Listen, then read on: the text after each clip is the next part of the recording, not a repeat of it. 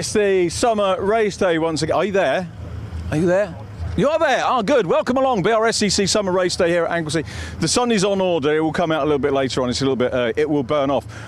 Talking of burning things up, burning up the track, Caterham Graduates Racing Club, the 135s and the 150s. We have 4 races from them, 2 races for each category today. We also, of course, have the AIRTEC BRSCC Fiesta Senior Championship, the ST240s in action, and the wonderfully supported and brilliant Fiesta Junior Championship as well. Pretty much 30 cars, I think, despite the rebuilds last night, joining us for 2 races each. In addition, we have the SuperSport endurance race at the end of the day, 2 hours of multi-class action and fun to look forward to. That fun over the airwaves will be facilitated by John Ratcliffe, myself, Richard John Neal, and in the commentary box all day because we're giving his legs a rest. It's Andy McEwen. Over to you guys. My legs, yes. My voice doesn't feel super well rested, I'll be honest, after being on air till 10 o'clock last night, but it was a thoroughly enjoyable opening day of this Anglesey race meeting. Very much looking forward to today, a slightly more sprint racing based day, although as John was just explaining... I've done it now. As Richard was just explaining, we do have the 2-hour BRSCC SuperSport race to come at the end of the day. The Anglesey circuit then looking beautiful as always. We don't yet have the summer sunshine. It is a bit more overcast maybe than it was yesterday, but it's dry for now. There's next to no wind either. The sea is as flat as a pancake at the moment. Beautiful conditions and hopefully some exciting racing to bring you. The JMRG Caterham Graduates Sigma 150 Championship up first, and their race yesterday was certainly an entertaining one, and I'm sure race 2 will be the same. John Ratcliffe alongside me. John, an entertaining first day as I was saying, and I think now with a race under their belts, the drivers, many of whom I'm sure have not raced at Anglesey all that much in the past, will be feeling a little bit more confident, and I suspect we're going to see them get a bit more stuck in on day 2. Indeed, yeah, let's hope so. Good morning, Andy. Good morning, everyone. Welcome back to Anglesey for day 2 of this fantastic event. Like you said, Andy, the racing yesterday was sublime, and these 150s treated us to some great action. I mean, like you say, plenty of them probably not being here so often, but despite that, the racing was epic, and look forward to more of that in only a couple of minutes' time. But like you say, today's schedule, absolutely bumper. It's jam-packed with races, isn't it, today? So we're going to be kept on our toes. Yes, indeed. So we've got a couple of little breaks throughout the day, though. One of the quirks of racing on a Sunday at Anglesey, we've got the traditional lunch break, which is scheduled between 12:15 and 1 o'clock. We also have then a church break of an hour, because there is a church just down in the valley behind Church Corner.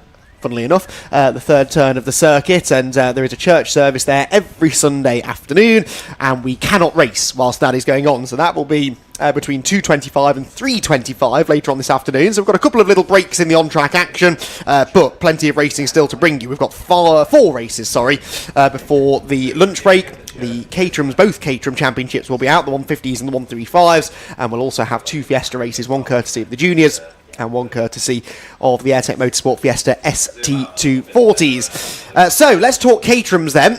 The first race yesterday for the 150s was won by Stephen Clark. It was an entertaining race. It came right down to the wire, didn't it? Stephen Clark and William Van Ness, who had started on pole position for that race, and starts on pole position again now for race 2.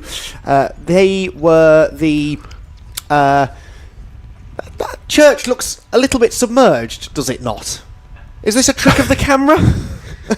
Is it supposed to look like that? I always knew that you could only access it when the tide was out, but the tide looks very much in, doesn't it? It's somewhere down there is the church that the church service will be taking place in potentially later on this afternoon.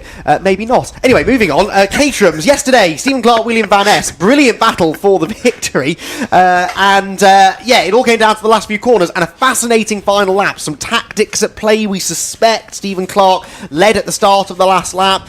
I think stepped aside to let William Van Ness through at the start of the lap so that he could then get the slipstream up the back straight, and he defended just about successfully for William, who got alongside him onto the run to the line, John, but couldn't quite get ahead. Indeed, it was a very exciting race, wasn't it? Yeah, well, that must have been a trick of the camera, mustn't it? Unless we need our scuba gear for this church service, I don't know. But yeah, like you say, that Caterham race was fantastic, and yeah, very good point. Tactics were very interesting. I mean, we said yesterday the Caterham's not the most aerodynamic machines, and that really accentuates the slipstream up the back straight into Rocket.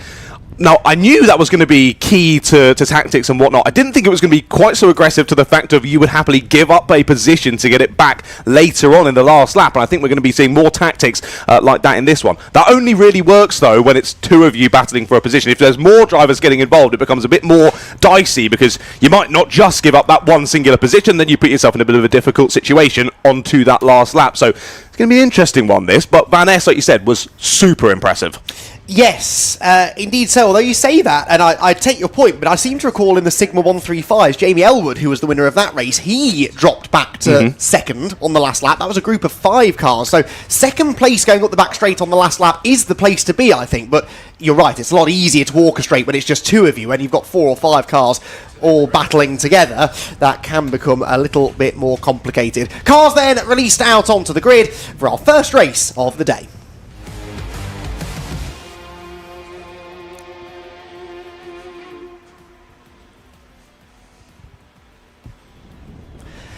The JMRG Caterham Graduate Sigma 150 Championship then kicks off our Anglesey Sunday with their second 20-minute race of the weekend. Stephen Clark hoping to try and do the double, having won yesterday afternoon. We'll have to do this one starting from third on the grid, although I seem to recall started from row 2 yesterday in the red and blue number 3 CTS Motorsport car. William Van Ness and William Bryant make up the front row of the grid for this one. It's a busy grid, 20 cars set to do battle around the full Anglesey International Circuit, so the full layout in use all day today. Yesterday the Fun Cup races both took place on the shorter coastal circuit, but today only the longer of the 2 layouts in action. So number 35 William Van Ness starts from pole position alongside number 72 William Bryant. Stephen Clark and Thomas McEwing are together on row 2. Then it's Brendan Maud and Charles Elliott, with Peter Hughes and Rob Warner making up the 4th row of the grid. The top 10 completed by Stefano Mara and Jonathan Ems. Andy Whitten and James McCall are on row 6. The 7th row then Ian Anderson and Barry White, with Alan Arts and Nigel Gould on row 8. Row 9 Will Price and Graham Ewings, with Robert Appleton and Ed Benton at the back of the 20-car field. We had 19 finishes yesterday. Barry White was the only non-finisher when he ran into some mechanical dramas partway through the race, but he'll be hopefully at the back of the grid. Yep, looks like we've got everyone down there, although actually Barry starts 14th in this one. The green and blue number 66 car, one to watch perhaps if they've got to the bottom of their technical issues from yesterday. The green flag lap then gets underway, and the drivers will do 1 lap at a reduced pace to figure out the track conditions, and from there we will go racing. So good opportunity for us to take a look at the track conditions as well, see what things look like out there. We had no rain overnight that I know of, so hopefully fully dry conditions for the drivers to enjoy, and hopefully a clean start. We did have a little bit of contact on the opening lap in race 1 yesterday. Alan Arts had some contact and sustained damage. Peter Hughes lost the nose of his car a little bit later on, but it's just so close. I mean, we talk about Caterham Racing being close, John, but I think it's a lot harder to do that sort of nose-to-tail, side-by-side racing without making contact than perhaps we realise looking from the outside in. When you're in the car with limited visibility, everything's happening so quickly around you, it's really, really challenging, and it's why so many drivers enjoy racing in Caterhams. But actually, this is where a lot of people start their racing careers in Caterhams, because you learn everything, don't you? The cars don't have any aero, it's fully reliant on mechanical grip, and they don't have a huge amount of that, so they move around a lot underneath the drivers, rear-wheel drive, and it's close racing. There's a lot to learn when you start motor racing, and there are worse places to learn that than in Caterhams. 100%. Yeah, I myself learned how to drive a car fast in a Caterham, and yeah, it's an unforgiving beast at times, but a really good one to chuck you in at the deep end and make you sort of learn while you're up on your feet. But yeah, there was a little bit of rubbing in yesterday's races, weren't there? I had a little track walk after the races, and I've actually built my own car from all the parts I found, so I'm going to be in race 3 later on. No, there wasn't too much. There were a few wings around the circuit, weren't there? I think, like you said yesterday, the Caterham Parts Department cranking out quite a few of those, as some were needed. But all 4 wings adorning every car once again, as they're ready to rip them off in a few moments' time. Yes, I suspect they won't all survive this race, the wings on the cars, but hopefully relatively clean race and hopefully another really close finish. 66 thousandths of a second was the winning margin yesterday. Stephen Clark to William Van Ness, both CTS Motorsport teammates as well, interestingly. So that's an extra little dynamic to throw into that battle that they had, and they will know each other reasonably well, I'm sure, sharing an awning. And I wonder whether William Van Ness saw that move coming from Stephen on the final lap of the race. And has he learnt from that, crucially? William, a less experienced driver compared to Stephen. Has he learnt from where that race maybe got away from him yesterday? And can he undo that damage in race number 2? It's almost time to find out. Cars lining up on the grid, and pole position on the inside, which is not the grippier side of the road, but it is the shorter route through turn 1. We've said a few times yesterday that the outside of the front row can sometimes be an advantageous place to start. It never really transpired that way, did it? But I wonder whether that might change in some of the races today. There's even more rubber laid down now, courtesy of the 2-3 hour Fun Cup races yesterday on the racing line, which is the outside line. Makes that part of the track a little bit grippier. Is that going to favour William Brandt? Let's find out. The answer is no. It's definitely William Van Ness who's going to lead into the first corner, and a good start from yesterday's winner, Stephen Clark, who nips up the inside into second. Does he? Leaning on William Bryant as they head out of the first corner and down towards the banking at turn 2. Bryant's got the inside line though and will hang on to second place for now. Around the banked right-hander they go, down towards Church. They're side by side again though, and Stephen Clark got a much better exit from the corner and drags back up alongside Bryant. He's already cleared Bryant by the time they arrive at Church, so it's going to be Van Ness that leads the way, but Stephen Clark is already in the slipstream, pulling to the outside line, heading up the back straight. Here they come, side by side for the lead, and William Bryant joining in the fun as well. He's going to go with Stephen Clark up the inside line. Clark is going to get the lead, definitely. I say definitely, Van Ness tries to stay with him, but has to slot back in behind. Van Ness to second and third position already for William Bryant. So it's all change at the front, and Stephen Clark was not hanging around from third to first in half a lap. He certainly wasn't. Yet again, another fantastic start from Clark. Immediately up to second place before the first corner, and then up at Rocket, getting the lead. Of course, we saw a few drivers in the Fun Cup yesterday getting that move done around the outside at Rocket. Van Ness not quite able to hold it there on this opening lap, but he's got a few minutes to play with here. Settle into second place, and we might just see what we saw yesterday. These two pressing on ahead. Well, just as I say that, we cut back to them, and no, Clark defends down into the hairpin. That's a big move for third place as well. Nice chuck up the inside there from McEwing, and I think he's got third place. Yeah, I think you're right, and that's just allowed the top two to get away a little bit. That's exactly what happened yesterday, wasn't it? Van Ness and Clark built an early lead and left everyone else battling for third, and that looks like it might be happening again.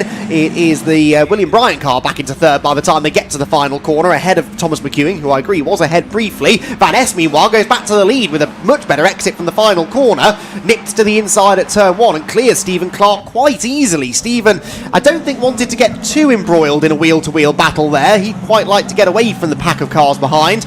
Maybe that's why he didn't defend too hard into turn 1, but it is now William Van Ness back to the front of the pack. Indeed, he didn't defend too hard there, but he was defending down into the hairpin, so there was some desire to keep Van Ness behind, but wasn't able to do so. I think then gave it up, realising they would lose too much, and now is using the slipstream once again up towards Rocket. They pull side by side, up and over the crest they go, but not quite enough of a slipstream this time for Clark as they continue to battle for third behind. Very late on the brakes from McEwing, but he does get it stopped, uses all of that inside apex curb, and does move through to third place. But as these drivers squabble for third, I think understandable there, the tactics from Clark just to not go for the move and settle back in behind. Yeah, very obviously lifted off the throttle, didn't he, there, to avoid getting fully alongside William Van Ness, which is so counterintuitive. It's a race, right? You want to get to the front, you want to be in the lead, you want to lead every lap if possible, but in Caterham racing that's just not going to happen as someone runs very wide onto the grass in the middle of the top 10 there.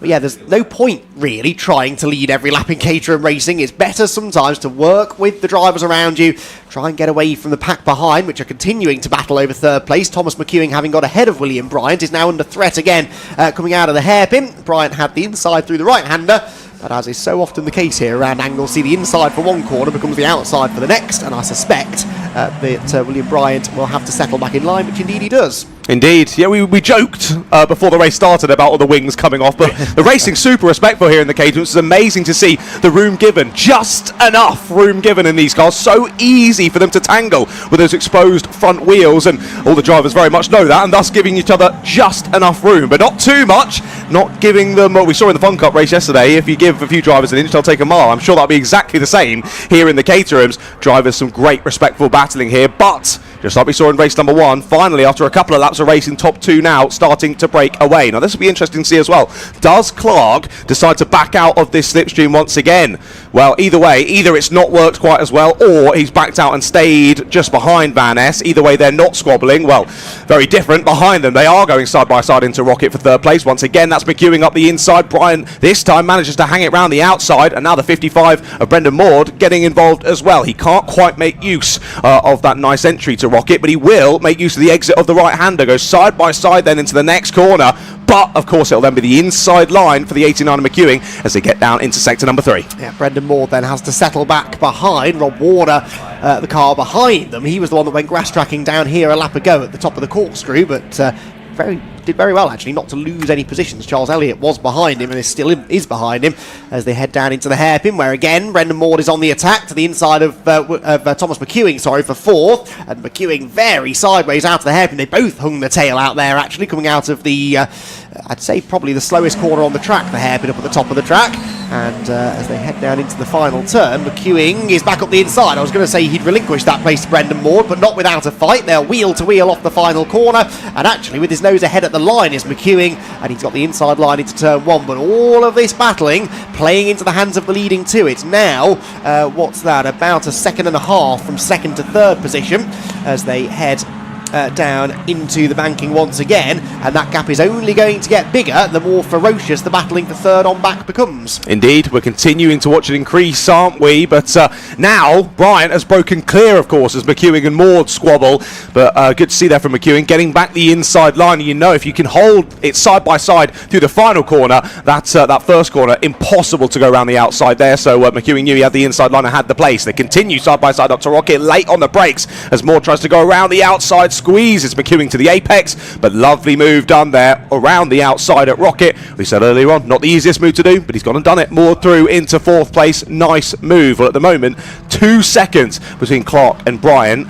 Probably not close enough to get any slipstream, that is it for Brian. He's going to have a struggle to catch back up to those top 2 ahead, but let's see what kind of pace he can find. Still well over half of this race left to go, so he has got time in the pocket, but that'll quickly start to diminish. Yes, if I was William Bryant, I'd be cursing Tom McEwing right now, because if they'd have, here I go again, if they'd have just worked together, they would have probably stuck with the leaders. They were sticking with the leaders until they started trading 3rd place 3 times a lap. So I know they never listen, but it is, not really worked out well for the 3rd, 4th and 5th place drivers. The top 2 now with this big, in Caterham terms, big lead. And unfortunately, William Bryant sort of stuck in no man's land now. McEwing and Maud continuing to debate 4th position. But it is McEwing who hangs on. Stephen Clark sets the fastest lap. That was set by William Van Ness a lap ago, but Clark responding, staying 4 tenths back, and I think that's exactly where Stephen Clark wants to be right now. He's quite happy to just get towed along by the race leader and make his move a bit later on, possibly on the last lap. Yeah, exactly. That seems to be the plan, doesn't it? And I mean, the fact that he's sitting in 2nd place, getting the fastest lap, using the slipstream nicely, clearly means that Van Ness is on similar pace as well. So both these two continuing to try and gap the rest of the field as they run up to Rocket once more. And it does look as though, visibly anyway, they're continuing to extend the gap ever so slightly over William Bryant, and exactly how maybe we thought this race was going to play out. But Clark's got to make sure he doesn't let Van Ness scamper off too far. Wants to make sure he keeps within touching distance so that he can pounce at the right moment. But when that right moment is, we do not know. We shall wait and see, because of course, like we say, expecting to wait until the last lap. You don't know, maybe that's the strategy that they all know, and he might try and do something slightly different to catch Van Ness off guard. We shall wait and see as a couple of drivers getting on that dust down into the corkscrew. Bit of a challenging one there with all that dust still laid down, but they all managed to navigate their way through that few sections of corners, and the long run down to the hairpin once more.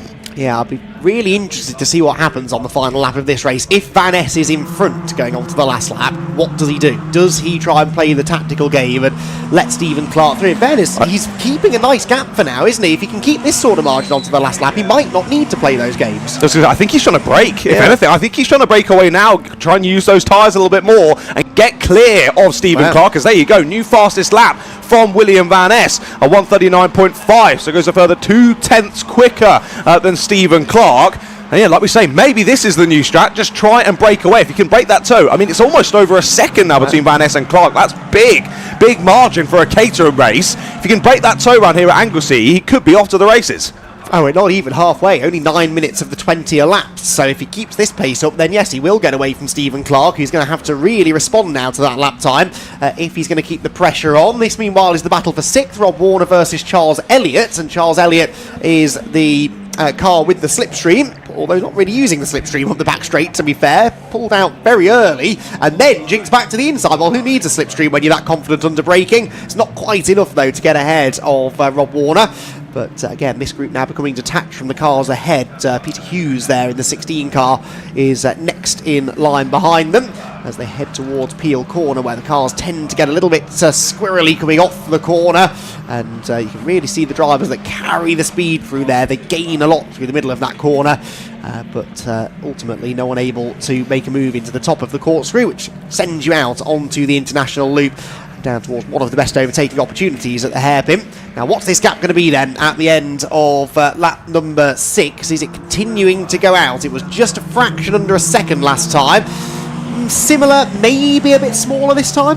Yeah, I think I'd say about the same, still around a second. Yeah, not the same margin that was built up on the previous lap. Like you say, actually might be a bit less as they cross the line. It is 3/4 of a second then as they continue on. So clearly Stephen Clark has seen with his eyes that Van Ness is starting to break, or to try and break away, and he's thought, not a chance, son. Closes back up over that previous lap and thus stays within the slipstream distance for the moment. Here is this battle for 4th continuing on. Now McEwing ahead of Maud, as he has been for the last few laps, but like you say, they dropped well off the back of William Bryant, hasn't they? And sadly for Bryant, that gap was about 2 seconds. It's now up to 4. So out of that slipstream range isn't helping, but he's keeping a good distance away from these two, probably assisted by the fact they've been battling since the start of this race, haven't they, really? McEwing and Maud, as once again they use that slipstream up the hill. McEwing sends Maud to the outside line. Let's see what he can do up into Rocket. It was a cheeky attempt on the previous lap, wasn't it, for Charles Elliott to try and get past Rob Warner, diving late to the apex, but not going too deep. That was too deep, though, from McEwing, and gives an easy, well, relatively in terms of Caterham racing, an easy opportunity for a move there for Maud. Up to P4 he goes. Yes, all the way round actually. Maud had got ahead at the start of the lap. Yeah, they changed already after the line, and although they were only a tenth apart at the line, I suspect that happened at turn 1.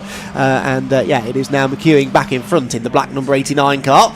So Brendan Maud then briefly had that 4th position. Look at the big pack of cars forming behind. That battle between Rob Warner, Charles Elliott and Peter Hughes has now allowed Jonathan Ems, Stefano Mara, Andy Whitten, James McCall and Ian Anderson to close in. So that's now, what, a 6th place battle, 6-way battle for 6th position.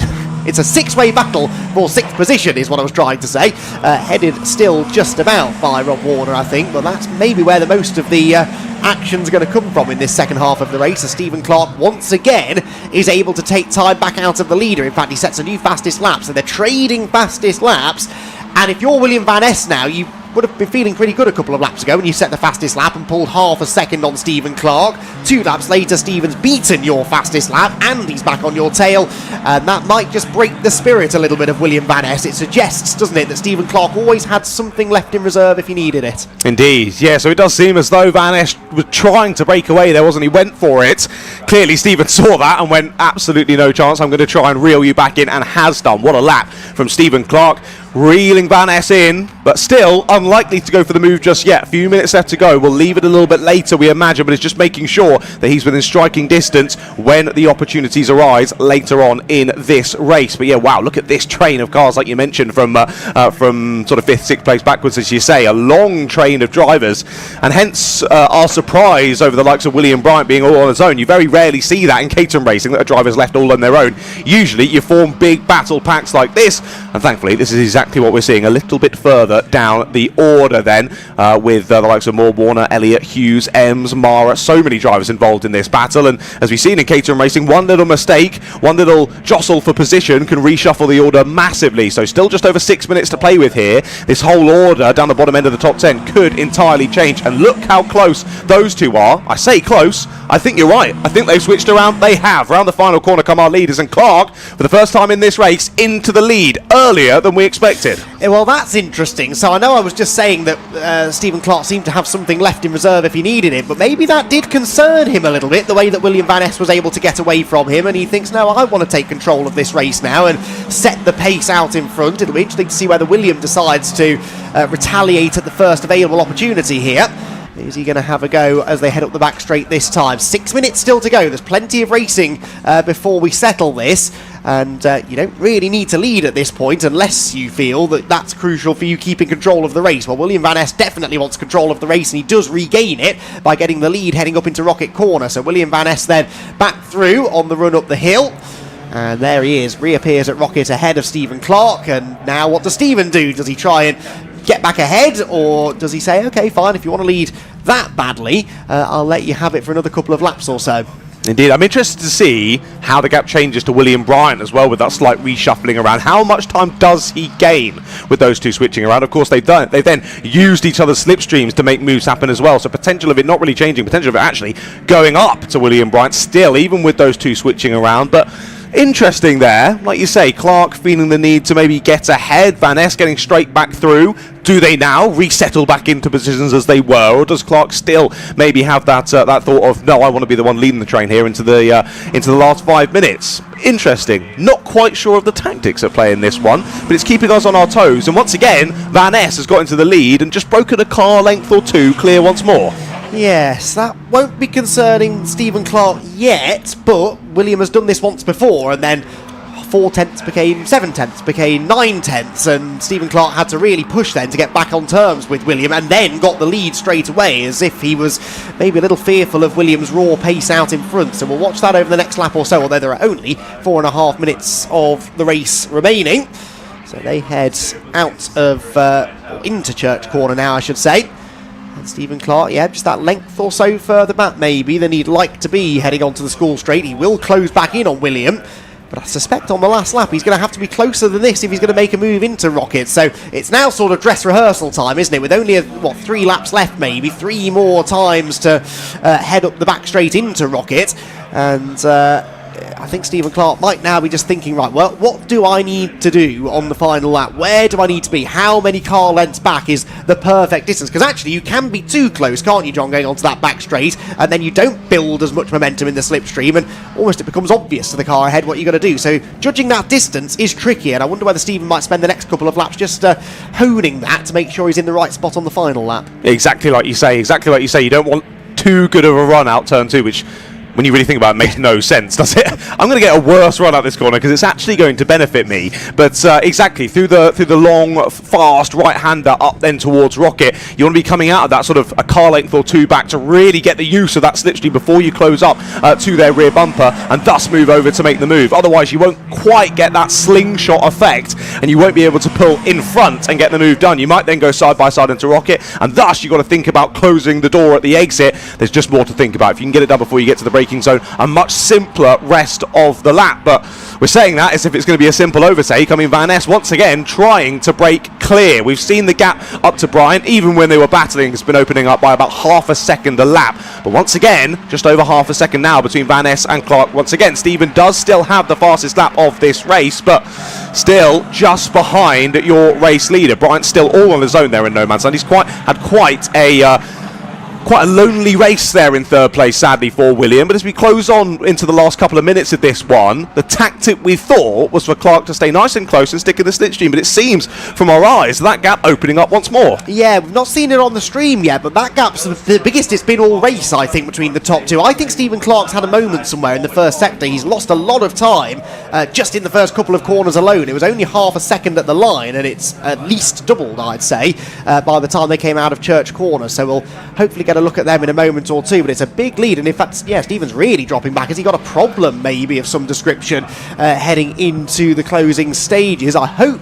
not, for his sake, and also because we'd quite like another grandstand finish. But William Van Ness, this will be music to his ears, won't it? Maybe he doesn't now need to deal with the headache-inducing tactical battle on the final lap. He might have a pretty uninterrupted run to victory. That's what he's hoping, anyway. That's what he's hoping. Yes. We shall see. We shall see. Great to see as well, just looking out the window as well, watching Graham Ewings and Robert Appleton having a great ding-dong battle for 19th place up towards Rocket, the two novices, having a great squabble. Doesn't matter where you are in this Caterham field, you're always going to have a good battle with someone, as is so ample with these cars. Like we say, with the slipstream effect being so key, you can hold in those massive battle packs and have so much exciting racing. So if you're watching this and wanting to get involved, make sure you do so, because Caterhams are something else. But here we go then, onto a new lap. 3.7 seconds between Van Ness and Clark. That's massive. He's got to have a problem. He's got to have a problem. In fact, as he came past the pits, he was sort of gesticulating at the team on the pit wall like, I've got no power or something. Now there's a danger here. Oh, so one car goes around. That's the 47 car of Ian Anderson exiting the first corner. He was just on the back of that massive train of cars that makes up about 50% of the pack at the moment. But yeah, Stephen Clarke, there's a danger. I think he could be caught by William Bryant. So slow is his pace now all of a sudden. We're on the final lap of the race, I believe. They've just headed up through Rocket. William Bryant was being well and truly urged on by the Alpha 7 team down on the pit wall, because they've spotted that he might have a chance to move one step higher on the podium as well. So as they head up through the top end of the circuit for the final time, this pack continues to jockey for position further back. That's Elliott, is it, running wide? Yes. Nearly losing a place to Jonathan Ems. That's 7th position they're debating, but just about Charles is able to recover from that moment. Yeah, Ems had a little sniff, didn't they, as the 144 went slightly wide there up a Rocket, but was able to gather it up, get back to the correct line on the circuit and retake the position. But Caterham Racing, oh so close, but we've just been stolen this last couple of laps battle, sadly, with issues seemingly for Stephen Clarke. Yeah, indeed so. So William Van Ness then is going to have a pretty easy run to the flag, which is waiting for him now. The time has ticked down to 0. It's checkered flag time for William Van Ness, who wins the second JMRG Caterham Graduate Sigma 150 Championship race of the weekend. It is going to be Stephen Clarke who hangs on to second, but his last 2 laps were about 3 or 4 seconds off the ultimate pace, so he definitely had an issue in the closing stages. William Bryant has a lonely 3rd position, with Thomas McEwing and Brendan Maud completing the top 5. Any changes in that next group? Yes, Jonathan Ems got the better of Charles Elliott in the end. We saw Charles keeping him behind despite that moment at Rocket, but Jonathan found a way through later on in the lap. The rest of the top 10, I think, stay more or less as they were, just waiting for a few of the stragglers to come through. Barry White has finished this time after his issues in race number 1 yesterday. 15th place finish for the 66 car, and a couple of battles going on behind as well. The 37 of Graham Ewings just ahead of Robert Appleton. Where did Ed Benton and Alan Arts get to on the last lap? In fact, Alan Arts I did see have a spin coming out of Church Corner.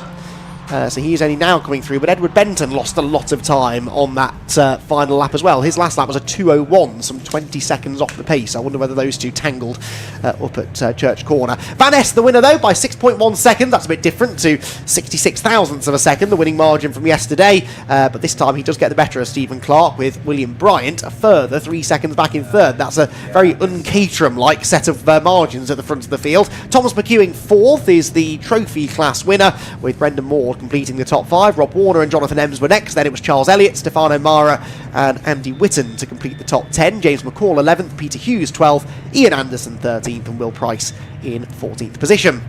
15th for Barry White, Nigel Gould 16th, Graham Ewings, Rob Appleton, Ed Benton and Alan Arts complete the runners, with Benton and Arts both losing chunks of time on the final lap of the 20-minute race.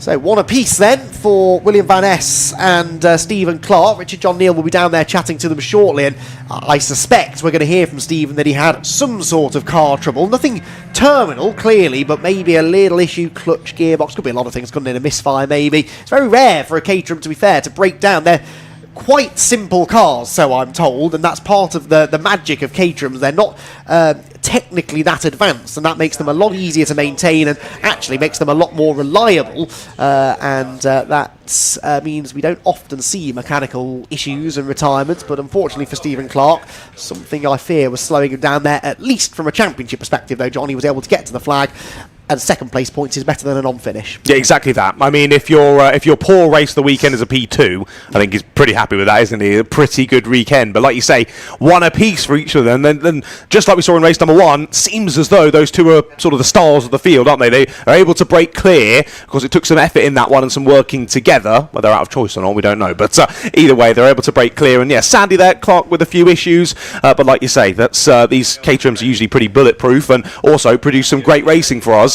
Like you say, not often we see a winning margin of over 6 seconds in a Caterham race, but there you go, these things happen, and of course we'll see them back out again later on today. Not only that, we've got 2 races in the Sigma 135s as well, so plenty more Caterham racing to come here from Anglesey.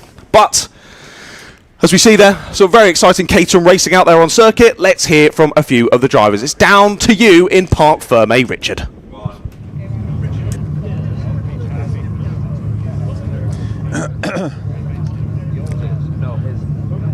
2 minutes.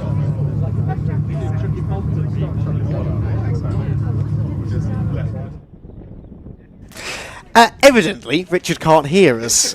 He's the luckiest man at Anglesey. He doesn't have to listen to us wittering away. We'll hopefully get back to him in a moment or two.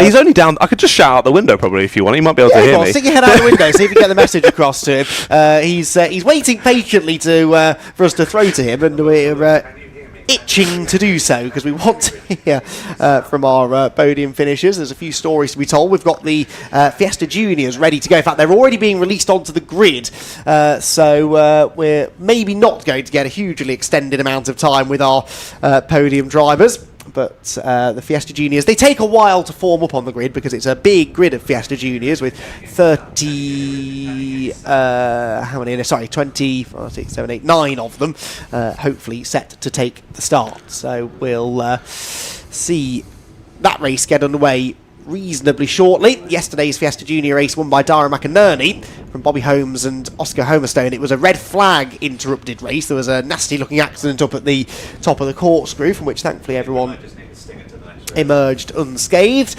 And after the restart, there was then a safety car upon the restart, after which Dara McInerney was never really headed. So Fiesta Juniors then heading out onto the track.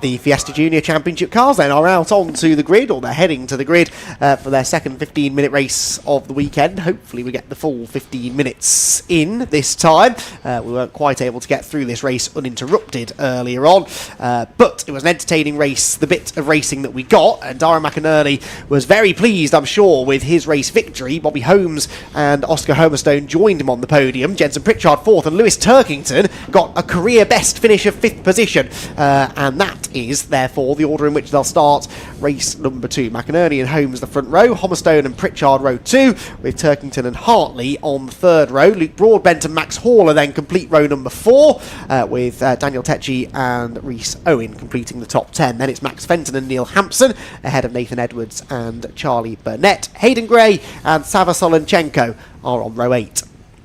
Ninth row for Benji Douglas and Joe Wood. Thomas Simpson and Barnaby Brewer complete the top 20. Then it was Lewis Islin and Callie Clifford ahead of Oliver Heron, championship leader coming into the weekend, but he was plagued with mechanical issues yesterday. He was classified 23rd, but qualified badly and ended up not scoring a huge amount of points. Thomas Potter was tangled up in an incident at Rocket. Josh Watts was involved in the accident that brought out the red flag. So too Harry Russell, Nathaniel Darcy, Kieran Stewart and Leo Mosley. Hopefully we get those cars out at the back of the grid. I might have to stick my head out of the window myself just to see who is around the back of the grid, because the back few rows of the grid, John, are quite a long way before the final corner, because it's not a side-by-side grid, it's a staggered grid, so one car per row for the Fiesta Juniors. It does stretch back quite some way, doesn't it? Yeah, I was going to say, I'm even staring out the window, I'm not sure you'll quite be able to see the back of the grid with 29 Fiesta Juniors taking to the grid. It was also lovely yesterday to have Dara's mum Maggie up in the box, wasn't it? You had a nice little chat with her, and she was of course watching through her fingers at times during that race, but very, very proud of her son, and what a job he did yesterday, not only having one race start to contend with, but two, and he did both absolutely beautifully, led away and was able to secure that victory. But he starts this one yet again from that front row of the grid. Let's see what he can do once more. Like I say, two great starts from yesterday. Let's see if he can bring around another to kick off this morning's action for them, but we can hear the whistles. Looks as though we're about ready to go for the green flag lap. Yeah, it was fascinating actually getting to talk to Dara's mum Maggie yesterday. We don't often get the chance to speak to the parents. Understandably, they normally want to stay out of the way of their kids, and they're normally too nervous to speak. But Maggie, I thought, was a really interesting chat that I had with her yesterday, and she was saying that Dara started racing from the age of 4. Well, I didn't realise until I've just opened up his driver information sheet. Massive thank you, by the way, to Esther from the BRSCC, the coordinator of this championship, for providing this very glossy and very, very comprehensive document full of information on the drivers in the championship. And part of Dara's information he's given us is that he actually first drove a go-kart at 1 year old and could drive it properly before he hit 2, which is remarkable, honestly. His dad built the car. Oh, there's one car that's stopped on the grid. We'll get back to that family history in a moment. Who is that? It's Joe Wood. Joe Wood, from 18th on the grid, who's not moved off the line, so that car's going to need recovering, might lead to a delayed start. But yeah, quite literally, almost for as long as he's been alive, Darren McInerney has been driving something, and he says that because he and his dad worked on building karts together when he was a young kid, it means not only can he drive the things quite well, but he understands the mechanics of how a car or a kart works, and that helps with setting the car up. Now, that's where I would struggle if I ever was let loose in a racing car. The theory of it's one thing, but understanding the mechanics and what you need to do to set the car up, that is another challenge altogether, and for him to have learnt that from such a young age is pretty impressive and very useful, as it turns out. We've got a car in the pit lane though, John, so a couple maybe not taking the start here. Indeed, no, Sally. Max Horler into the pits as well, with bonnet up, mechanics getting straight to work. They've only got a couple of minutes, really, haven't they, to get that sorted as cars come round to the grid. They might be assisted, like you say, by the stuck 777, but he is getting a push back to pit lane as well, so I think they will get that all sorted, and we shouldn't have to go round again, which is not ideal for Max, as as we say, that bonnet up not looking ideal. Of course, we had a few drivers yesterday, the likes of, as you mentioned, Oliver Heron having some mechanical issues. Hopefully all better for today, but also, like you said, the back 5 on the grid, hopefully all taking to the start today, because that crash was pretty sizable up at Rocket, wasn't it? It was basically like bowling pins. Once one went down, they all went down, and it was a bit of a sizable one. A shame that we had to go to red flag, and then of course we ended under safety car as well in that one. Hopefully green flag running for all of this, but already before we get to said green flag, 2 drivers seemingly already out of this race, so dropping from a possible 29 to 27 for this race, but still 27 Fiesta Juniors. Amazing to see, even looking how long back, 5-6 years back.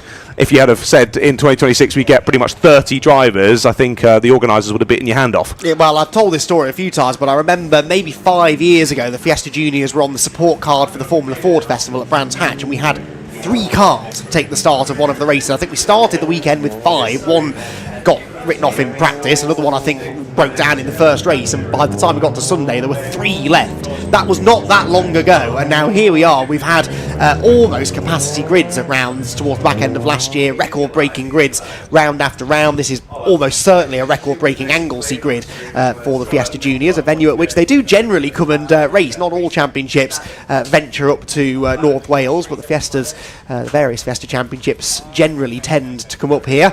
And yeah, really nice to see this championship so well supported. It's one of the most affordable ways to go junior racing these days, and with the update to the cars, moving it forward to the slightly newer generation of car, which they did do about 4 or 5 years ago, it's completely transformed the championship, and it is a massive success story within the BRSCC. The 2010 team have hopefully fixed Max Horler's car. He is lining up at the end of the pit lane. The rest of the field are lining up on the grid, ready to do battle over 15 minutes around the Anglesey International Grand Prix circuit.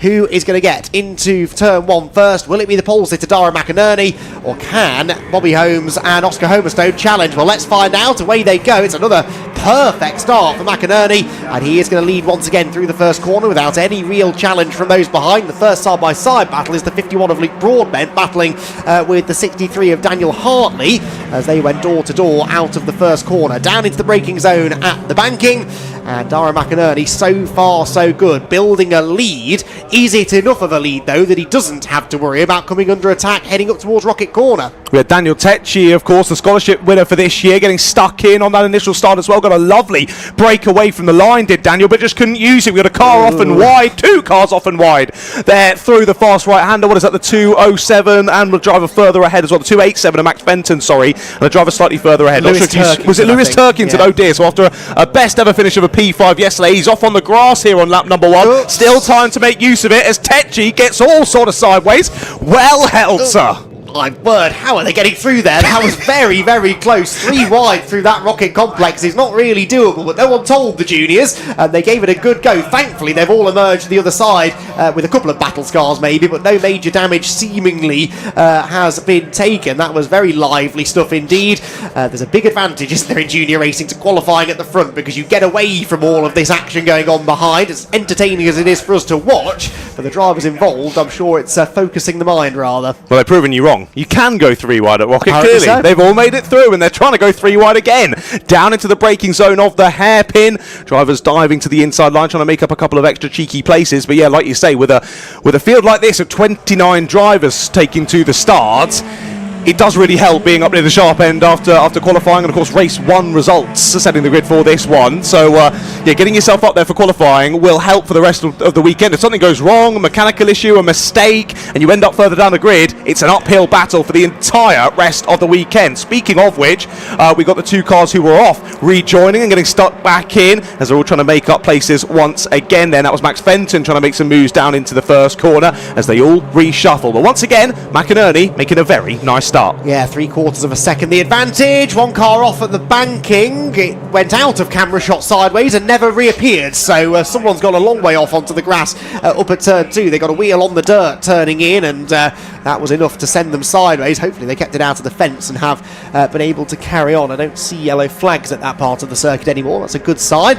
Try and figure out who that was at the end of the lap. But yes, McInerney, 3/4 of a second the advantage over Holmes, who is then 9/10 of a second clear of Oscar Hommerstone. So the top 3 really separating themselves from the rest of the pack. Then it's Pritchard, Hartley, Tetchy up to 6th. Really good start. You mentioned he was making some moves and has moved forward to 6th place, having started 9th. The best of the movers really on lap 1. And there's another move being made there. That's Daniel Hartley past Jensen Pritchard, but they're both overtaken by Daniel Tetchy. Brilliant stuff. He's gone from 6th to 4th. That was fantastically read, wasn't it, by Daniel there? Could see what was going on ahead, how it was going to play out. Oh no, off and wide. That's Luke Broadbent off, isn't it? Seemed like a bit of contact there as they went into the corner down the left of the corkscrew, off wide onto the grass. That's going to scupper their momentum all the way down that back straight, and they're not only going to lose the positions that they lost while they were off circuit, but also all the ones as they rejoin, and as I say, don't have that momentum to carry them all the way down to the hairpin. Well, again, we saw it's a little bit scrappy on the first lap. That's continuing on through this one, isn't it? But like we say, beautifully read there from Daniel Tetchy. He's into 4th place then. Pritchard and Hartley slip behind, but still a bit of a gap ahead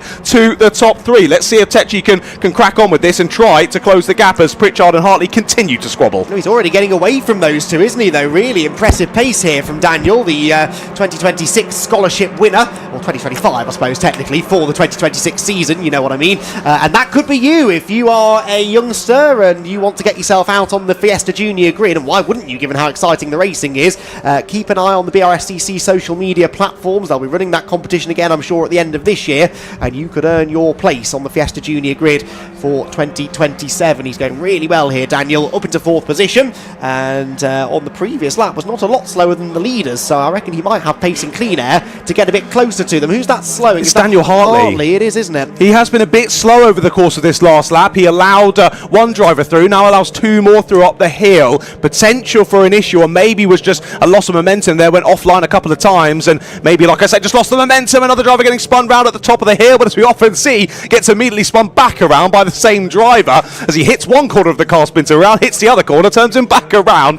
There'll be a bit of scars on the car, but equally they're still in the race and they're still pretty much in the same position as they were before. As this is an interesting one. 3 drivers down into the corkscrew, all very close together and all very similarly liveried as well. Touchy moments as they head down the corkscrew and back towards the hairpin once more. Let's see if any places do change there. But once again, as we saw in race number 1 yesterday, McInerney, Holmes and Hommerstone, your top 3, have broken away from the rest of the pack. Yes, this is a lively midfield pack, isn't it? Let's see how this battle develops as we tick towards half race distance now. The leading 4 having a slightly quieter time of it. In fact, the top 6 now pretty well spread out. It's side by side though for 7th as they arrive down into the last corner. And move being made up the inside line. Was that a change of position? It was, I think, wasn't it? Yes, the 66 then managing to get through of Hampson up into 7th position. That was at the expense of the 23.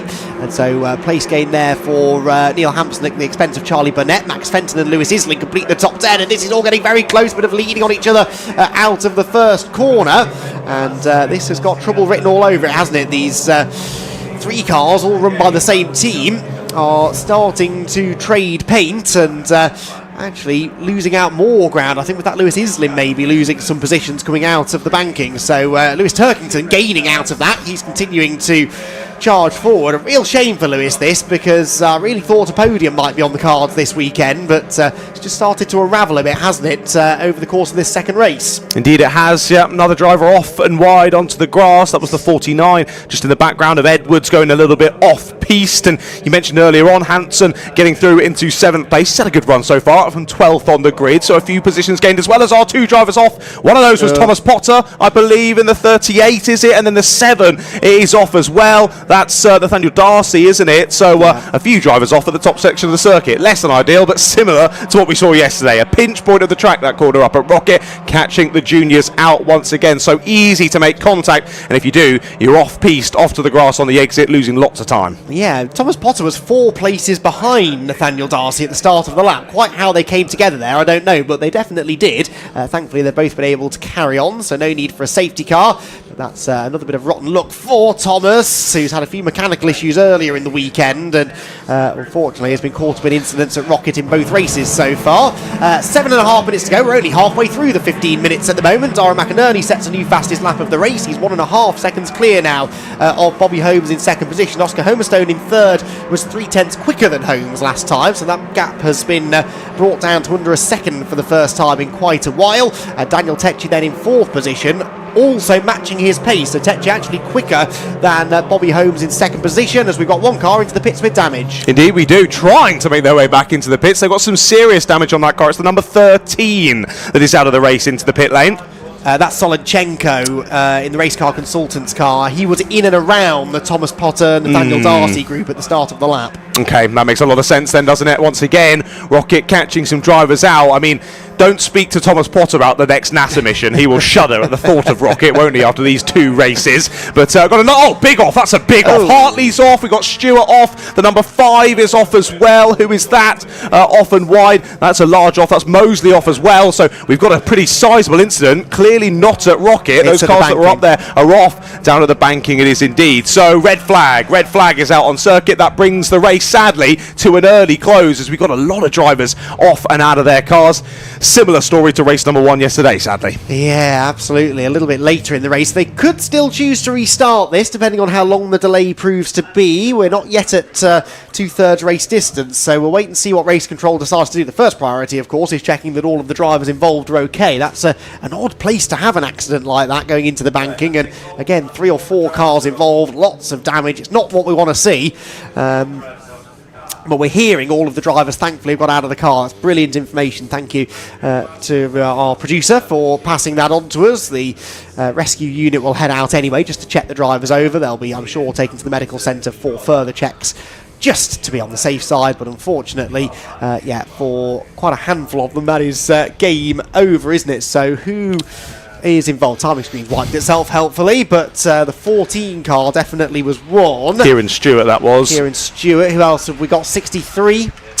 That was 63. Daniel Hartley. I think we had Luke Broadbent off as well, didn't we? I saw that colour car down off there. And Leo Mosley as well. He was in yesterday's crash, wasn't he? Leo Mosley at Rocket, so he's had a nightmare day, a nightmare weekend really, at Anglesey. But there you can see all drivers out of the car. I was most concerned about Daniel Hartley, because it had popped the door open on his car, hadn't it? Which is a sign of just how significant an impact that had been. But he's out, and testament to the safety of these cars. All racing cars need to be extremely safe, but a junior category in particular, extra care is taken to make sure that the cars are safe, the drivers aren't vulnerable inside the cars, and good to see the safety mechanisms doing exactly what they're supposed to do. Yeah, exactly that. Fantastic to see all drivers straight out the cars. Of course, frustrated with what has occurred, but equally all okay, and hopefully they can get those cars straightened out, ready for their 3rd race of the weekend later on. Just interesting to see as well there that Leo Mosley and Daniel Hartley were caught up in that incident, given that Hartley started 6th and Mosley started 29th in that race. So that shows how much they'd reshuffled. Of course, we saw Hartley struggling a few laps before, whether he had an issue or had just been had slipped out of the momentum of things. Either way, had clearly slipped backwards, and then other drivers involved as well. Well, I say that Broadbent, I think, was involved as well. He started in 7th, so there'd been a lot of reshuffling before that incident occurred. We obviously didn't see what happened, but either way, good to see all drivers are okay. But a shame that once again, second race of the weekend for juniors, and once again we're into a red flag. Yes, we'll await news on whether they're restarting the race or not. Where did the cars go? I think they've stopped them on the just before the final corner. That's smart by race control because it gives them options now. If they are going to restart, it's not that difficult then to pull them through onto the grid markings and get them lined up for a restart. But if they're not, they're right by the entrance to the Parc Ferme area, so they can take them off the track quite quickly and move on to the next session if needs be. The timing screen, though, promisingly, is still showing Fiesta Junior Championship. They've wiped the names off it, but it still shows that that is the session that is active. So they haven't decided to call time on the race just yet. We just need to wait and see whether or not we get notification from race control to say that the race will restart. But yeah, what a shame that the race has been neutralised again. For Tyrone McInerney, he'd be quite happy for the race to finish now, wouldn't he? Because this has been a good weekend for him so far, and if he doesn't have to defend this lead on a race restart, I think he'll consider that a bit of a win. Well, he had to do it all yesterday, didn't he? So I'm sure he'll be feeling positive in terms of doing it all again today, or at least confident in terms of doing it all again today. Maybe not positive, like you say. Easier way of doing it is ending the race now, and he definitely has the win. But, as we said yesterday, that's not how a driver wants to win a race either. Dara had led that one from before and was under pressure from second and third behind, keeping within touching distance, but Dara keeping them at arm's length and was able to hold on there until we've gone to the red flag period. Of course, as we say, it would be a shame to end the race like this. I'm trying to think yesterday when we went to red flag how long we had left in the race at that point, because it wasn't that long that was left, was it? And we did go to it for a full restart, and then of course it only was a lap until we then went to safety car and ended under the safety car. But either way, it was only a few minutes left that time, so potential that we might have the same again today, and we might have a little couple of minutes sprint to the flag, which would be very, very interesting. We saw how chaotic that race start was, so doing it again with only a couple of minutes to go, you feel the drivers will be even more feisty. I suspect so, and yeah, I can't remember now. We had a 5-minute restart, I remember that. So I think maybe it was a similar sort of point to the race at which we had the red, and maybe a lap earlier. But anyway, we did get a restart yesterday. I think we have got a bit of spare time built into the timetable, so there is a possibility that race control will try and get us back on track. And the BRSCC are very, very good at finding time when we have delays, getting us back on schedule again as we move through the rest of the day. Just a week ago we were at Donington Park with the BRSCC, and we had numerous red flags on the Sunday, and we still ended up finishing bang on time. So the BRSCC are some of the best in the business at this. They will do their level best to give the drivers their full amount of track time and give us a full day of racing, even if there are a couple of delays earlier on in the day. And Anglesey in particular is one of those tracks where you can get from one race to the next quite quickly, just because of the location of Parc Ferme and the assembly area. Releasing the cars straight onto the grid and then straight out onto a green flag lap doesn't take too long, so I'm cautiously optimistic that we will get some sort of a restart. The track clearing operation ongoing, and once the drivers are assessed to be okay, which we believe has been the case, it's now a case of getting the cars out of harm's way. And already one has gone. That was the worst damaged of the four, I think, and the others, hopefully, as long as we don't run out of recovery vehicles, should be gone in the next 5 to 10 minutes. Indeed, that looked like quite a lot of front end damage, didn't it, for Luke Broadbent? So seems as though there's been, well, obviously there's been a lot of contact. John, come on, say the obvious, man. But yeah, that's been a heavy hit, hasn't it? Which is a slightly odd place there, because you carry quite a bit of speed into that right-hander down at turn 2 through the banking. So I don't want to have a T-bone at, but anyway, these things do happen. And as we can see out of our window, Luke Broadbent's car going past, and it's quite a bit of front-end damage there to get sorted for race number 3. I spotted as well. The marshals using the time to jump straight into action to clear away lots of bodywork, and I can see the marshal over at Church has nearly got a full Fiesta Junior car out of that one, I think, as he clears away lots of debris. But yes, of course, just like we said yesterday during the red flag period, everyone on the scene here at Anglesey, all the marshals jumping into action and doing a fantastic job to clear up all the debris and stuff super quickly. So again, huge shout out to everyone around the site, and a big thank you as well. We literally couldn't do this without you, so a massive thank you.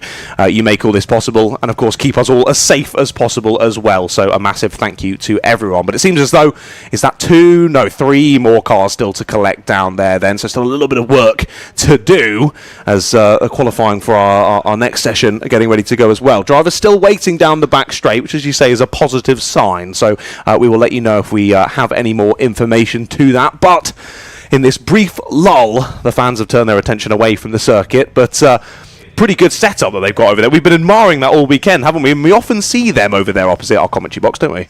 Virtually every event I've ever covered at Anglesey, we have. I keep saying I'm going to go over and say hello to them, but it's unfortunately the exact opposite side of the track. It's hard for us to get there, but yeah, the same group of spectators always turn up with the sofa and the little coffee table, and they're always there all weekend, and they've certainly always come to this Fun Cup event at Anglesey over the years. It's the kind of track, isn't it, where you tend to get a lot of regulars, a lot of the same people come to every event. They don't have as many race meetings here as most tracks back over on mainland England have, and so it is a slightly more of a novelty when we have race meetings in Anglesey, and so a lot of the local motorsport fans do make the journey over here. As we said yesterday, it's a great place to come and spend a weekend, and it's always been a popular venue, maybe an underrated, bit of a hidden gem in British motorsport. I think more people talk about this circuit now than they used to, but just because of its location, it's not a circuit that appears on many of the sort of major championships. You know, British Touring Cars, British GT, such like, don't race here. There is the commentary position, and we have a brilliant view up here, don't we? It's pretty much a panoramic view of one of the most picturesque racetracks in the country. Honestly, it's stunning, isn't it? Sometimes you have to actually force yourself to look back at the racetrack, because the scenery around here is just so beautiful, and whoever decided to put a racetrack here must have been a bit mental, but my goodness, I like whatever they're cooking up, because what a track this is. Using the elevation change as well around the cliffs is just stunning. What a circuit it is, and like you say, so many people talk about this racetrack because understandably it's pretty far away from everything else, so you really do have to make the commitment to come here, but I always tell people it is well worth that commitment, because this circuit, to watch, it's a great place to watch some really good racing, but to drive around, it is something else. Like I was saying yesterday in the Fun Cup races, of course we're using the full loop for today, but the coastal circuit used the Fun Cup yesterday, and that drop down, I think you were saying yesterday, it was 9-story drop. Like that, yeah. Crazy. Yeah. When you're driving it, okay, it doesn't quite feel 9 stories, but it does feel like a pretty sizable drop, and it's just like nothing else in Britain in terms of motor racing circuits. So definitely, if you've never been here at Anglesey and you're watching on the live stream, get yourself down here for an event this season. You won't regret it. No, absolutely so. And as I said yesterday, the BRSCC are back here, I think in September, for another event, and of course at the end of the year for Race of Remembrance. Yes, I heard you talking about that, and you asked Richard if he was on it. I'm on it. So I'm with you. So I'm lucky, mate. I can't remember. Damn. I've suddenly developed plans that weekend. I can't remember what else is on that weekend. Let me check out the BRSCC website. That's a good idea, isn't it? Because on there you can find all of the information on upcoming events, championships run by the BRSCC. It's www.brscc.co.uk. And from there, provided you've got a stable internet connection, you can have a look at all of the circuits. You can even filter it by racetrack. So at Anglesey, there we go. We've got the autumn race event. 12th and 13th of September is when the BRSCC next returns to this part of the world, and it's Mazda MX-5, so that's cheered me up. Mazda MX-5 racing, courtesy of the Clubman Championship, the Mark 1 Championship, and the MX-5 Super Cup. We've also got the Jeff Page Engineering Super Classic Formula Fords, the MG Metros and MG Cockshoot Cup are here. We've also got the Audi TT Cup and Classic VW Cup merged together on a grid, and Classic Mini Racing as well. So that's a brilliant weekend of racing. That is coming up on the 12th and the 13th of September, and that is just one of many, many, many more race events organised by the BRSCC, not just here at Anglesey, but across the length and the breadth of the country. And I urge you to head over to their website for information. Get yourself to as many events as you can. If you can't be there, an awful lot of them are live streamed. All of the Fun Cup events certainly are live streamed by the wonderful Alpha Live crew who are here this weekend, meaning that even if you can't make it to the track, you can be part of the action and enjoy a quality weekend of racing. Indeed. Yet another bumper weekend then here at Anglesey in Snetton, and I look forward to joining you in the commentary box for that one, Andy. It should be very exciting. And as you say, the guys behind the scenes at Alpha Live doing a cracking job throughout this weekend to bring you this coverage. Sadly, it looks as though we've lost another car from the grid. I think it's a 66 who is peeling into the pit lane. So Neil Hampson potentially not carrying on after what was a great start. But I think Mr. Richard John Neal is down on the track. Let's hand down to him. Yeah, thanks very much, John. This might be a quick one. I'm going to grab a quick word with Jensen Pritchard. Jensen, I haven't seen you since Since breakfast this morning, we were in the cafe at the same time, but hope you enjoyed your breakfast. Yeah, it was very nice. Bacon butties here were really nice. Thoroughly recommended, aren't you? You were closing up on Daniel again in that one. He did an opportune move earlier on and got up into fourth. So I'm guessing the race stoppage sort of cuts your momentum. Yeah, it does. Your dopamine levels are going up and down in spikes, but hopefully we can get back and maybe get to the top 3. That's important, obviously, getting to the podium, but also in terms of the Rookie Championship. I think yourself are leading the Rookie Championship at the moment. I'm being ushered off the grid, so I'll just say good luck and we'll catch you later. Thank you. Thanks very much, Jensen Pritchard. Thanks very much to Jensen for having a word. Thanks to our marshalling team for letting us do that. Apologies for delaying you if we did. Back to the comms. It's all right, Richard. We've got all the time in the world and a rare opportunity to speak to a driver essentially in the middle of a race, because that's where we are now. We are going to have a restart, evidently. The timing screen still shows 15 minutes the distance. That won't be correct, I'm fairly certain. But we will have a restart of some duration once the track is clear, which it now is. The last of the cars has just been removed from the scene of the incident. Excuse me, up at the banking, and we are going to have a race restart coming up imminently. They'll do a green flag lap first, of course, and then we'll be racing for an as yet undisclosed length of time. I suspect probably somewhere around 5 minutes. Indeed, yes, we wait and see. We'll let you know once we know more information. I don't have all the time in the world, but I do have all the time in the world for Richard John Neal. As we all do. He is a legend. Yeah. He gave a couple of us a nice big hug and a kiss this morning, didn't we, when he arrived at the circuit? Always a happy chappy is Richard. And if you can hear me, we love you, Richard. Great coverage as usual. We look on. As you say, last car being cleared from the circuit, so hopefully it won't be too long until we go back to racing action here in the Fiesta Juniors. Well, the first start was explosive. It was so nice we had to do it twice, and let's see how we go for this second restart, as here we do see Hampson's car in the pits. Of course, we were singing his praises on that initial start, was gaining a few positions. I want to say it was up from 12th to 7th, I think, but sadly has had to pull back into the pits, and looks like there's some serious work going on down there. There is. Exhaust loose, maybe? They looked like they were working on the exhaust area, weren't they, of the car. It's underneath our commentary position, so I can't quite see from where we are, but yeah, I think it might be an exhaust that's dropped down a little bit, and that will need to be fixed. There we go, get another look at it. It's we could do with the car working further around the back. In fact, if the camera panned left, there was I was chatting to Max Hart in the cafe this morning, TCR Europe and TCR UK racer, and he was down there. He's working with the team, coaching drivers. This is just about his local track, I think, really. The Northern Irishman who lives the jet set lifestyle these days, racing in TCR Europe, but still at a racetrack even when he's not racing. And Max is helping out with a couple of the juniors and observing the repair work that was going on down in the pit lane area.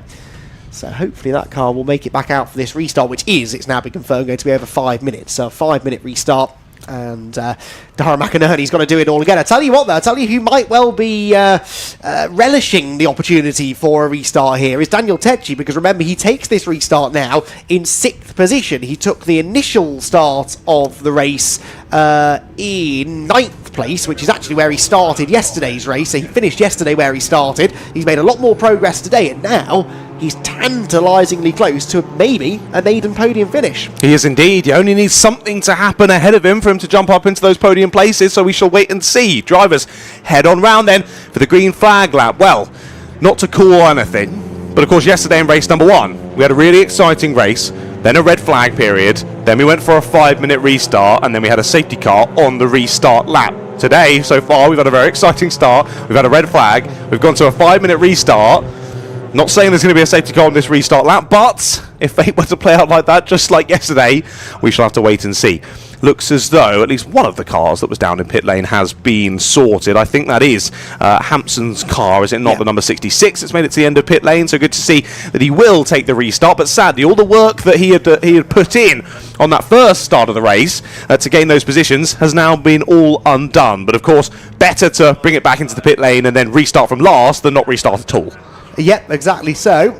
And he'll be released from the pit lane as soon as the last car goes past the exit of the pit lane, and they were pretty quick getting some cars out after the red flag restart yesterday, so hopefully he won't lose a huge chunk of time. So Darragh McInerney then with another restart, another start to negotiate. This is his 4th standing start of the weekend, and we've not even finished the second race of the weekend, but the orange and blue machine is going to be looking to try and do what he's done on all of the other previous starts and get into turn 1 first. He's been sublime off the line. I know it's a staggered starting grid, so it's a little bit easier maybe to maintain position off the line, but he's been gaining a length or so on the opposition every single time. He's so good from a standing start, is Darren McInerney, who was a front runner and championship contender last season. Got himself involved in a couple of scrapes, as is to be expected, I suppose, in a debut season racing in a category like this, but really feels like he's come of age this weekend, and he is the man to beat here at Anglesey. A couple of those further back looking to try and capitalise on this restart. Lewis Turkington will be another, of course, whose father Colin is here cheering him on this weekend, and they would love to see Lewis get back up towards the top 5 or so after that grassy moment he had on the initial start to the race. Indeed. A little bit of a grassy moment, but has been very impressive, as you say. But when we say that, you can say that about pretty much the entirety of this field. Have all had moments of brilliance, as of course they're all in sort of different areas of their different stages of their racing career as well. Of course, they're all in this championship, all between 14 and 17 years of age, but some of them might have done years and years and years of karting leading up to this. Some of them might have not done any and are just jumping into car racing for the first time. So differing experience levels across the grid, thus creating some very exciting racing. I mean, usually does when you've got 29 cars taken to one singular circuit, but particularly when you've got young drivers like this looking to prove themselves as well, gain that experience around some of the best circuits in the UK, and what a place to start your car racing career here in the BRSCC Fiesta Juniors. Darren McInerney getting a little bit of last minute cooling there as we look to the lights. Yep, you can't get out now though, Darren. The race is about to restart. 5 minutes on the clock, and the second attempt to get this second race of the weekend for the BRSCC Fiesta Juniors to its conclusion. McInerney then and Bobby Holmes on the front row together. Oscar Humstone and Daniel Tecchi row 2. Off they go, and it's a good start once again from the pole sitter. A good start from Tecchi though. He's up alongside Humstone for third as they head through the first corner. Look at that, the Goodyear-backed scholarship winner is going to get into a podium place. Fantastic for Daniel Tecchi. He's third as they head towards the banking, and he'll now try and tag along with the leading two. I'm sure there's almost a kerfuffle further back, but I think they're all going to get cleanly through the banking. In fact, the majority of the field single file heading through the banking on this restart lap. So good news for McInerney. He holds on to the lead. Holmes second, but look at Tecchi. I think he'll have a go for second up the back straight here. He's certainly going to try. Gets a little bit wide there through Church, kicks up a bit of dust, but it doesn't seem to have hampered his exit speed as he uses the slipstream up to the top part of the circuit to rock it again. Well, it was a brilliant first start for Daniel Tecchi. It's been a sublime second start for him as he sort of half looks up the inside to attack, half covering off the move from behind to hold on to third place as the track furniture gets kicked off piste to the outside of the circuit up there at Rocket, but all drivers making it through, which is good to see. But yes, an exciting restart to this one then, but very much looks as though Tecchi going to have to focus behind rather than ahead. Homiston is going to be doing everything he can here in these last couple of minutes to retake that position on the podium. Of course, if I'm not mistaken, he got his first ever yesterday, and now he wants 2 from 2 here at Anglesey, but for the moment it's been stolen away by Tecchi. Someone was sideways there through the top of the corkscrew. I'm not sure if they gathered that together. No sign of yellow flag, so that suggests that they did, but it's caused a bit of a stack up now heading into the braking zone at the hairpin. Round the right hander they go, back down behind the pits and paddock, and into this down the old pit straight. This used to be where the main pit complex was before they reconstructed the Anglesey circuit a decade and a half or more ago. 3 abreast further back into that final corner. That looked lively. They are 3 abreast, and there's one car that arrives backwards. That's the number 7 car of Nathaniel Darcy, who's not having a huge amount of luck today, and his car is deposited into the grassy area on the exit of the final corner. Right, second place battle heads into the banking, and Daniel Tecchi is certainly staying with Bobby Holmes. Can he make a move? Is he willing to take the risk to go for second, or does he focus on third position? He's got the pace, I think, to go for second, but there's a risk, isn't there? You go for the move, it ends up not working, and he could lose not only third, but maybe 4th and 5th place as well. Indeed, he's got to be careful here, hasn't he? I thought initially that Bobby Holmes was clearing off and staying with McInerney, but no, McInerney's now nearly 2 seconds clear. Yet again, a beautiful restart from Darren McInerney. He has been very impressive so far this weekend. He's looking to make it 2 wins from 2 here at Anglesey. But up into Rocket, always an opportunity for overtakes, not happening that time. And I think, like you say, for Tecchi, the best form of defence is attack here, isn't it really? He needs to get on with this and see if he can find a way past Bobby Holmes and thus put another car between himself and the positions outside of the podium. But he is thinking on 200% brain capacity right now. He's got Holmes just ahead, Homerton behind, and Pritchard's going there with them as well. Yes, he is. So a four-way battle for second position then, with just over a lap of racing still to go. Behind, Lewis Islin's been gaining some ground, I've noticed. He's up to 7th position now. He's picked up a few positions since the restart, as the second place pack heads into the hairpin for the penultimate time. Tecci very late on the brakes. Feared for a moment there he wasn't going to make the corner, as on the picture-in-picture we can see Nathaniel Darcy very slowly limping back to the pit lane. That contact at the final corner appears to have done some damage to the number 7 car, unfortunately, and so the race car consultants team are going to have a bit of work to do after this race. At the moment, though, they're busy cheering on their man Daniel Tecci, who's under all sorts of pressure from his race car consultant's teammate Oscar Homerstone, heading into the first corner. There's another car off the last corner I've just spotted, in a very odd position, halfway up the hill on the outside edge of the final turn. We'll pick up who that is in a moment as we focus second on place. Second place off the road. Bobby Holmes off at the banking. Tecci is through into second position. Now, I was looking out of the window there. I don't know whether you spotted how he did that. Was he assisted, or was that just a mistake? All on his own. We heard the tyre squealing through our ears then, but yeah, off and wide, was just off camera there. I think a little bit too late on the brakes. We heard the tyre squealing. I don't think Tecci was close enough to be getting stuck in there, so I do believe that was all on his own there for Bobby Holmes. Sadly, as here is a move up the inside now for third place as Pritchard goes for it there on Homerton. Almost gets it done. He's going to give the space, which is nice to see. Allows for Homerton to get that inside line, but might allow him to retake the position. As we say, it's now a battle for the last place on the podium. We were hearing through our ears that it was indeed just a lock-up. A little mistake, sadly, for Holmes as he drops down the order. But these two going at it door to door for the last place on the podium. And this is music to the ears of Tecci, isn't it? He's off and clear in second. Wow, he can't believe his luck. Started 9th on the grid, did Daniel Tecci, and he's in second position now, heading to the flag. These two continue to run side by side, though. Oscar Homerstone to the inside. They're bringing cars behind into play as well. There's a big lunge up the inside. That's Rhys Owen in the black number 99 car into the side of Jenson Pritchard. Lewis Islin is behind them as well. The car that went off, by the way, is Lewis Turkington. He's not going to reach the checkered flag, unfortunately.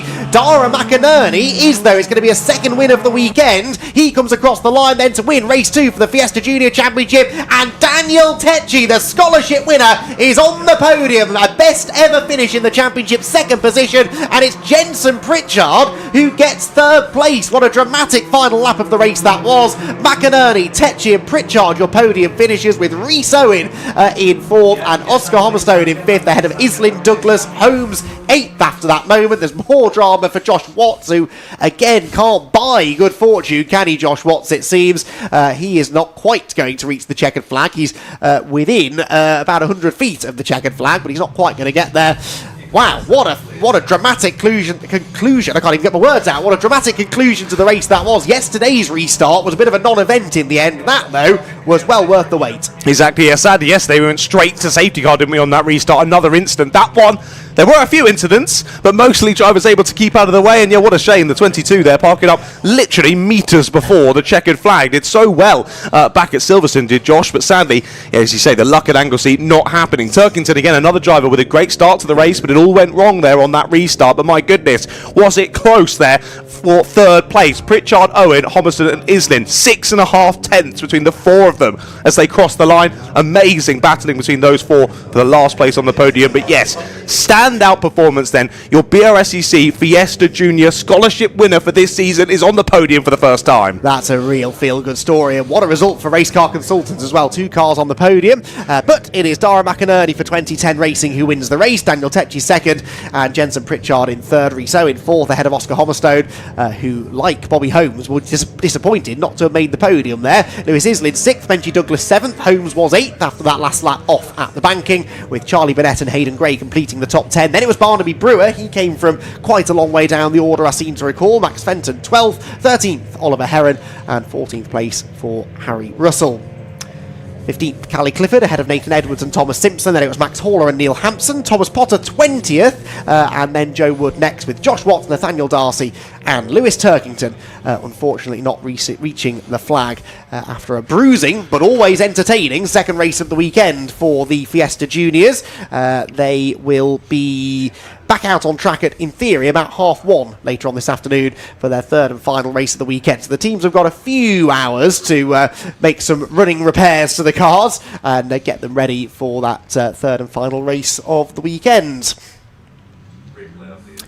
So we're going to get another look here, John, at a couple of the things that happened towards the end of that race, I believe, just whilst the cars filter down into Parc Ferme. And this is what happened then to Bobby Holmes. There we go. Straight lock up, straight on, had no steering, off onto the grass he went. Nothing you can really do about that one. A surprising one, though, because that banking, you sort of, the camber's quite nice. You can go deeper than you think into that corner, but obviously you then learn that and try and go even further, which is clearly what Holmes just tried to do there. Locked up, both double front lock up, wasn't it? Immediately had no steering, could have gone side to side with the steering and it wouldn't have done anything. Straight to the scene of the incident. And thankfully, that barrier down there is very far away, so he was able to bounce across the grass and rejoin. But yeah, just a little mistake on his own, but these things happen. And again, to remind you, these racers are very, very young. These mistakes are going to happen. It happens to the best of us. Even my 70-year-old father makes those mistakes out on the black stuff. So these things happen. Bobby Holmes just got to pick himself up, ready for the next race later on. You don't, of course. I noticed you threw your father under the bus there, but... No, I've never made a mistake in my life, Andy. Famous for it. As all racing drivers claim when I speak to them, funnily enough. You've not made a flight joke yet today, though, so thanks for that, mate. There's time. It is only 11:15, my friend. Yes, it is. Look, it's all part of learning, isn't it? Especially, as you say, for the youngsters. We forget, I think, sometimes how young 14 years old is. I mean, it's ridiculous. So the drivers, though, Darren McInerney, a case in point, has been racing for 10 years already before he came into Fiesta Juniors. But there's still always something to learn, and these cars are pretty user-friendly, front-wheel drive, they've got ABS, they've got power steering, but still possible to make little mistakes out there, as we've seen, and yeah, it's all part of the learning process. So, waiting then to hear from the podium finishers. Hopefully we will get to hear from them down in Parc Ferme. The next on-track action, mainly for the benefit of the spectators who are listening to us around the track. Good morning to you all, by the way. Glad to have your company today. The next session is a 30-minute qualifying session for the PBS Brakes SuperSport Endurance Cup. Then we have another 2 races before lunch. So the Caterham Graduates Sigma 135s are up at 11:20, and the Fiesta ST240s, the senior Fiestas, if you like, will take us into that 45-minute lunch break, which may be cut slightly short as a result of the delays that we had in that race in particular. We'll wait and see how much time the BRSCC can make up. So, time then to head down to Parc Ferme, I believe. Let's hear from our podium finishers with Richard John Neal. Welcome down to the podium presentations. We've got a little bit of extra time here, so what we're going to do is interview our top 3, then we're going to have the actual podium presentation, which you'll be able to see, and then we'll grab a few extra interviews as we go into. It's not a lunch break, because we've got some qualifying time going on for the SuperSport cars. But let's go over and grab our winner. Darren McInerney takes a second win of the weekend.